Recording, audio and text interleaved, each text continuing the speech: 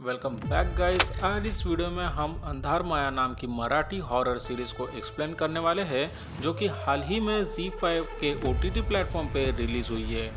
ये सीरीज केवल Konkan based horror story नहीं बल्कि अंदर से हिला देने वाली पावर रखती है। एंड ये सीरीज की स्क्रीन प्ले एंड स्टोरी काफ़ी ज़्यादा शानदार है, जिससे इसे हर किसी को देखना चाहिए। तो बिना कोई वक्त गवाए हम जल्दी से स्टोरी की ओर बढ़ते हैं।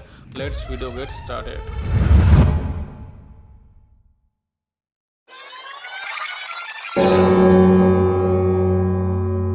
मूवी की शुरुआत में हम देख पाते हैं कि एक जॉइंट फैमिली मेंबर शहर से गांव की तरफ आई थी और यहाँ पर आने के केवल उनके दो ही मकसद थे। पहला इस घर का बंटवारा और दूसरा उनके पूर्वज की आत्मा को शांति देना। बट मेनली कार में बैठे सारे लोग इस घर का बंटवारा ही चाहते थे। घर के बड़े लड़के का नाम केशव था और वो दिनू सेठ का बेटा था। दिनू सेठ इस घर का मुखिया थे और उन्हें गांव में होने वाले ड्रामा यानी नाटक में फीमेल रोल करना बहुत ही ज़्यादा पसंद था, यानी वो नारी पात्र किया करते। और केशव को ये बात ज़रा भी पसंद नहीं थी। केशव के बहन का नाम नैना था और उनके छोटे भाई मनोज थे। मनोज की वाइफ शलाका और उनकी बेटी साली थी। और कुछ देर बाद वो लोग घर पहुंच जाते हैं। उस घर में एक केयर टेकर रखा गया था जिसका नाम गुना था और उसी ने इस घर की कई साल तक सेवा की थी। यहाँ तक कि केशव के पिताजी दिनू सेठ और उनके भाई की भी सेवा गुना ने ही की थी। घर पहुँचने पे गुना उन्हें देखकर काफ़ी ज़्यादा खुश था और उसने सभी लोगों का हार्दिक स्वागत किया था। वो सबको घर के अंदर ले गया और उसने सबके लिए खाना भी बना के रखा था और साथ ही उसने सारे कमरों की सफाई भी करके रखी थी। कार्तिक की वाइफ माधवी इस घर से काफ़ी ज़्यादा खुश थी, क्योंकि शहर का घर तो उनका एक किराए का ही घर था। माधवी प्रेग्नेंट थी, सो उसे ग्राउंड फ्लोर का कमरा दिया गया। केशव को उसके पिताजी के कमरे में भेजा गया, क्योंकि गुना का कहना था कि केशव उसके पिताजी के कमरे में कभी गया नहीं, लेकिन मरने के बाद अगर वो उसके पिताजी के कमरे में जाता है तो उसके पिताजी को काफ़ी अच्छा लगेगा। दूसरे कमरे में मनोज और उसकी वाइफ शलाका थे और उन दोनों के कन्वर्सेशन से हम देख पाते हैं कि ये रिलेशन बिल्कुल भी अच्छा नहीं था। यहाँ तक कि वो लोग इस घर के बंटवारे के बाद डाइवोर्स लेने वाले थे। एंड उनकी बेटी साली को बचपन से ही अस्थमा की प्रॉब्लम थी। दूसरे कमरे में कार्तिक और उसकी वाइफ माधवी थे और उन दोनों की कन्वर्सेशन दिनू सेठ को लेकर चल रही थी। कार्तिक बताता है कि दिनू सेठ उसकी वाइफ के गहने पहनकर लिपस्टिक लगा के गांव में नारी पात्र यानी फीमेल रोल करता था, जिससे सारे गांव वाले और बच्चे भी इस बात का मजाक उड़ाते। माधवी कहती है कि कार्तिक को अब इस बात का मजाक नहीं बनाना चाहिए, बट कार्तिक फिर भी इस बात पर काफ़ी हंस रहा था। एंड कोइंसिडेंटली केशव उनके कमरे के बाहर सारी बातें सुन लेता है। केशव को उसके पिताजी की हरकत बचपन से ही पसंद नहीं थी एंड वो आज भी इस बात से काफ़ी ज़्यादा रिग्रेट कर रहा था। अगले दिन खाने के समय गुना सबसे कहता है कि दिनू सेठ का क्रियाक्रम लगभग 3 दिन चलेगा, जहां पहले दिन शांति, दूसरे दिन श्रद्धांजलि और तीसरे दिन समुद्र अर्पण, और सबसे मेन सबका प्रेजेंट रहना। खाना खाते समय साली को एक कमरे से बच्चे की आवाज़ सुनाई देती है, बट हैरानी की बात यह थी कि वो आवाज़ केवल साली ही सुन पा रही थी। बट शलाका साली को समझाती है कि ये केवल उसका एक रहम है। कुछ और नैना कहने लगते हैं कि वो लोग ये पूजा के बाद घर का बंटवारा कर देंगे, लेकिन माधवी इस बात से खिलाफ थी और तभी केशव उठकर ये कहने लगा कि चाहे कुछ भी हो जाए लेकिन वो इस घर का बंटवारा नहीं होने देगा। तभी कार्तिक और मनोज केशव पर इस बात से काफ़ी ज़्यादा भड़क जाते हैं, बट गुना सब कुछ संभाल लेता है। अगले दिन पूजा के बाद हवन खत्म होते ही गुना पूरे घर में गंगा जल छिड़क रहा था, लेकिन जब वह एक कमरे में जाता है तो वहाँ पर हम देख पाते हैं कि वहाँ एक छोटा बच्चा था और गुना उस बच्चे से कहता है कि वह शांत रहे और बाहर ना निकले। अब ये बच्चा कौन है हमें फिल्म में आगे पता चलेगा। घर के बाहर कार्तिक और मनोज बंटवारे को लेकर बात कर रहे थे एंड नैना के साथ साथ शलाका भी इस बात से एग्री थी। केशव घर को बेचना नहीं चाहता था, क्योंकि उसके दादा के डेथ के बाद यही एकलौती उनकी निशानी थी।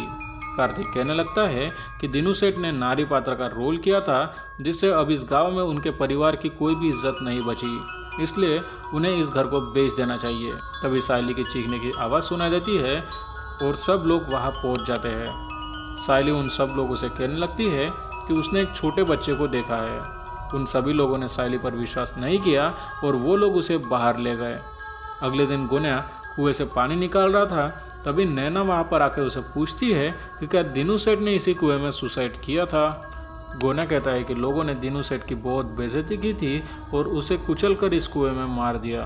पहले दिनू सेठ का मन मरा और फिर शरीर, लेकिन नैना को इससे क्या। नैना तो सिर्फ दिनू सेठ के वाइफ के गहने ही चाहती थी। सो उसने गहनों के बारे में गुने से पूछा, लेकिन उसने जवाब नहीं दिया। सेम नाइट नैना केशव के रूम में आती है और वो उससे कहने लगी कि वो इस घर को बेच दे, क्योंकि घर बेचने के बाद उसे ही इस घर का ज़्यादा हिस्सा मिलेगा।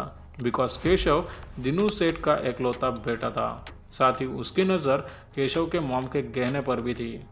उस रात केशव को कमरे के बाहर किसी का साया नजर आता है और केशव उस साये का पीछे पीछे जाता है, लेकिन वहाँ पे गोने आ गया था और वो केशव से कहने लगा कि ये उसका कोई रहम होगा और उसे वापस सो जाने के लिए कहता है। केशव के जाते ही हम व्यूवर से देख पाते हैं कि गोने के साथ एक छोटा बच्चा था जिसे वो कंतु सेठ के नाम से बुला रहा था। वहाँ घर पे नैना केशव के कमरे में गई और उसने सारे गहने पहनकर देख रही थी और उसका केवल एक ही टारगेट था कि किसी भी तरह से ये सारे के सारे गहने उसके हमेशा के लिए हो जाए। तभी अचानक कोई दरवाज़ा खोलता है और सीन यहाँ से कट हो गया।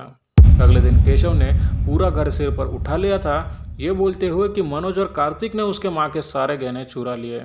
माधवी और शलाका को पूरी तरीके से विश्वास था कि वो लोग ऐसा नहीं कर सकते। तभी माधवी कहने लगती है कि क्या गहनों के बारे में किसी और को भी पता था, तो पूरा शक अब नैना पर ही जा रहा था। वो लोग नैना को ढूंढ रहे थे तो पूरे घर में नैना कहीं भी मौजूद नहीं थी, यहाँ तक कि नैना का सामान भी वहाँ पर नहीं था। जब वो लोग आसपास नैना को ढूंढते हैं तो नैना कहीं पे भी नहीं मिली, यहाँ तक कि उनकी गाड़ी को भी किसी ने पंचर करके रखा था। केशव का डाउट गोना पर भी जाता है कि शायद गोना ने नैना की भागने में यहाँ से मदद की होगी। गोना कहता है कि उसने सालों से उनकी केवल सेवा की है और अगर उसे गहने चुरा कर यहाँ से भागना होता तो वो कब का अब तक भाग जाता। इसके बाद वो लोगों ने नैना को ही कसूरवार ठहरा दिया था।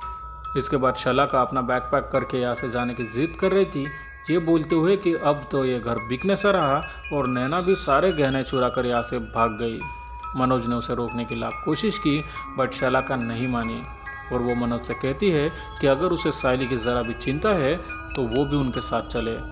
मनोज भी इस बात से रेडी हो जाता है बट सरप्राइजिंगली हमें देख पाते हैं कि जैसे ही वो लोग बाहर जाने के लिए निकले, छत पर टंगा हुआ बड़ा सा लकड़ी का पिलर उन दोनों के सिर पर गिरता है, जिससे उनकी ऑन द स्पॉट डेथ हो गई। ये सारा इंसिडेंट सायली की आंखों के सामने हुआ था एंड ही वॉज शॉक। शाम तक शलाका और मनोज का क्रियाक्रम किया जाता है, जिससे सभी लोग काफ़ी दुखी थे, स्पेशली सायली। और तभी गोना यह सबसे कहता है कि आज जो भी घटा बिल्कुल भी सही नहीं था।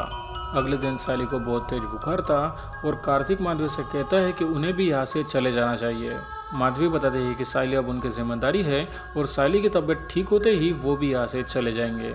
उसी रात जब सायली सो रही थी तो सायली को बेड के नीचे से किसी बच्चे की आवाज़ सुनाई देती है जो उसे बोल रहा था कि बाहर खेलने चले। जब सायली बाहर जा रही थी तो उसे गुना मिला जो उसे बोलता है कि किसी भी हाल में यहाँ से बाहर ना निकले। लेकिन सायली बताती है कि वो लोग कल ही उसके चाचा चाची के साथ घर वापस चले जाएंगे।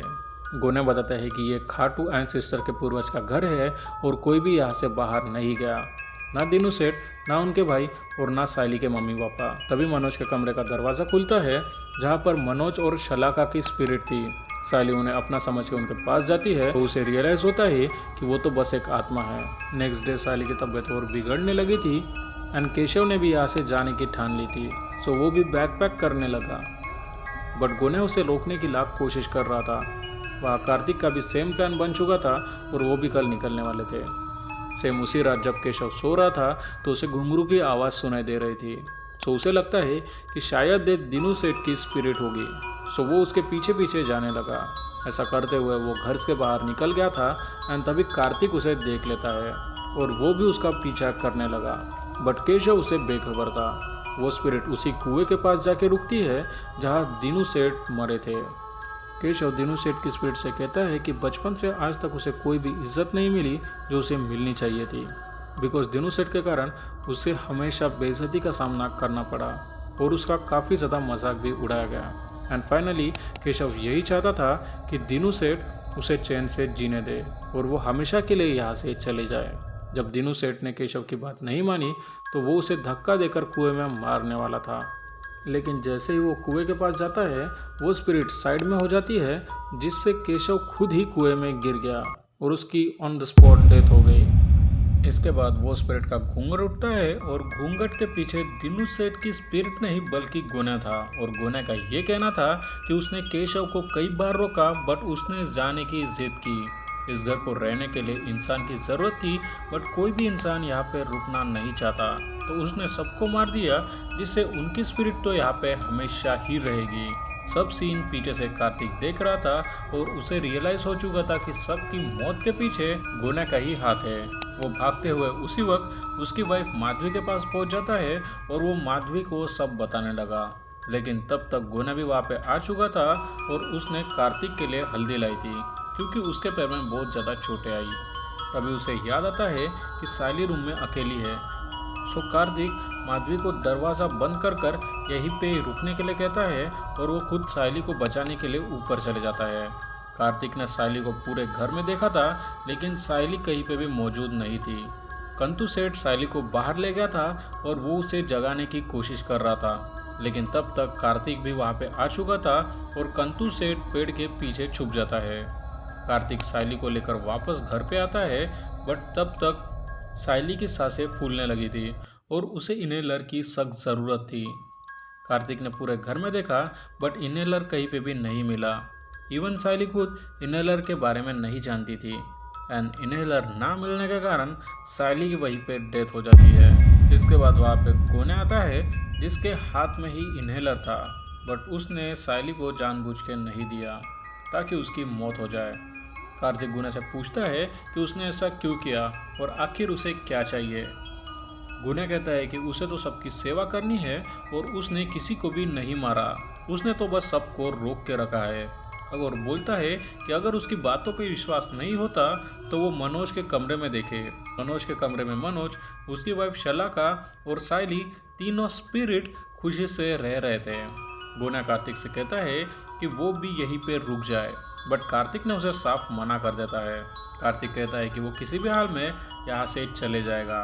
कार्तिक उठकर माधवी को लेकर बाहर जा रहा था लेकिन दरवाजे पर गुना ने पहले से ही बहुत ज़्यादा सामान रख दिया था जिससे वो बाहर ना जा पाए। इसके बाद वो दोनों किचन में जाते हैं और कार्तिक माधवी के हाथों में एक बड़ा सा चाकू देता है और कहता है कि अगर यहाँ पे गुना आए तो उसे किसी भी हाल में मार दे।